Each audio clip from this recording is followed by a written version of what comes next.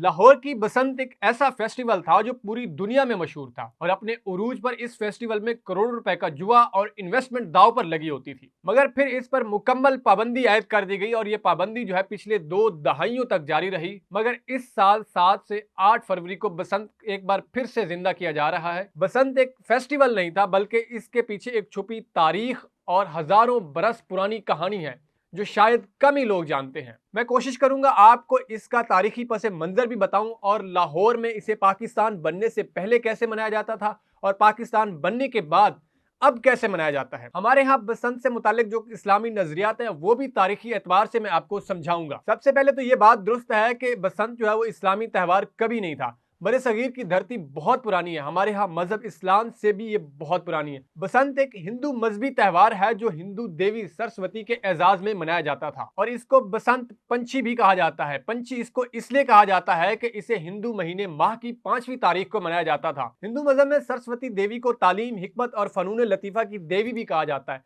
भारत में आज भी इस दिन को स्कूल, कॉलेज और यूनिवर्सिटी में बहुत ही मुनज़्ज़म तरीके से मनाया जाता है। हमारे यहाँ बसंत को लेकर एक और कहानी भी सुनाई जाती है। कुछ कदामत पसंद लोग ये समझते हैं पतंग उड़ाना कुफ्र और नाउजुबिल्लाह गुस्ताखी रसूल के झंडे उड़ाने के मुतरादिफ है। मगर कहानी कुछ यूं है, आज से 300 साल कबल 1707 से 1759 तक ज़करिया खान पंजाब के गवर्नर रहे। उस जमाने में एक हिंदू नौजवान जिसका नाम हकीकत रायपुरी था, गुस्ताखी रसूल का मुर्तकिब हुआ। तारीखी हवाले ये बताते हैं कि ये नौजवान उस जमाने हजूर सल्लल्लाहु अलैहि वसल्लम और हजरत बीबी फातिमा रजी अल्लाह तआला अन्हा के बारे में कुछ बेअदबी की, जिसकी वजह से गुस्ताखी रसूल का मुर्तकिब हुआ। हकीकत रायपुरी को अदालत के कटहरे में ला खड़ा किया गया और फांसी की सजा भी सुनाई गई। मगर हिंदुओं ने गवर्नर ज़करिया खान से रहम की बहुत अपील की, मगर गुस्ताखी रसूल को माफ नहीं किया गया और हकीकत रायपुरी को फांसी दे दी गई। अब इस जमाने में लाहौर में हिंदू, मुस्लिम, सिख सब एक साथ रहते थे।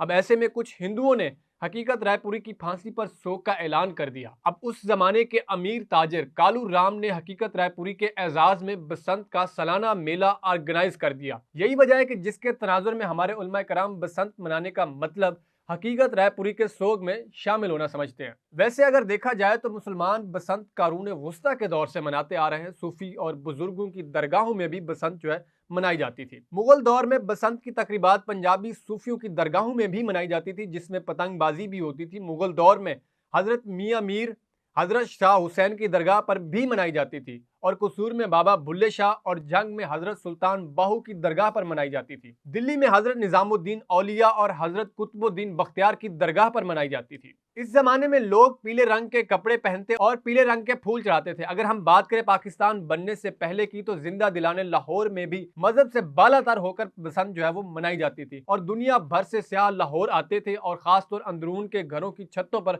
खड़े होकर पतंगों की छाप को देखते और सैकड़ों बरस पुरानी इमारतों के साथ साथ लाहौर के बागात के मंजर को भी एंजॉय करते थे। पाकिस्तान बनने के बाद लोगों ने इधर से उधर हिजरत की, मगर जिंदा दिलाने लाहौर ने बसंत को वैसे ही जिंदा रखा और ये हालत होती थी कि रेस्टोरेंट भी भर जाते थे। लोग बसंत देखने के लिए होटल, रेस्टोरेंट बुक होने की वजह से अपने अजीजों अकारिब के यहाँ रहते थे और बसंत को पूरा एंजॉय करते। लेकिन पिछले चंद माह साल से ये बसंत का खेल जो है वो एक खूनी खेल में तब्दील हो गया। इसके पीछे की जो वजूहात हैं वो ये हैं कि जो धागे वाली डोर थी उसमें कुछ केमिकल का इस्तेमाल किया गया, जिसकी वजह से वो डोर जो है खतरनाक डोर बन गई, यानी मौत की रस्सी, जिससे लोगों की गर्दनें कट गिरी। इस मरतबा गवर्नमेंट ने यह फैसला किया है कि अब बसंत को दोबारा जिंदा किया जाए और पुरतपाक तरीके से मनाया जाए और इन एरियाज में एसओपीज को सख्ती से फॉलो करवाया जाए जिन एरियाज में बसंत मनाई जाएगी और बसंत मनाने की इजाज़त होगी, जैसे शाही किला, भाटी गेट, रंग महल। और इन एरियाज में एसओपीज की खास तौर पे सख्ती और पाबंदी करवाई जाएगी और इन एरियाज में जो मोटरसाइकिल ले जाने की इजाज़त जो है वो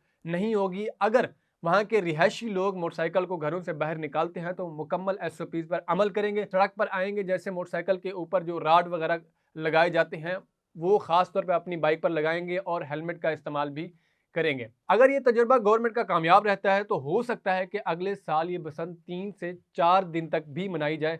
हमारी अवाम उन्नास से गुजारिश है कि गवर्नमेंट के साथ ताउन करें ताकि ये सिलसिला यूं ही चलता रहे।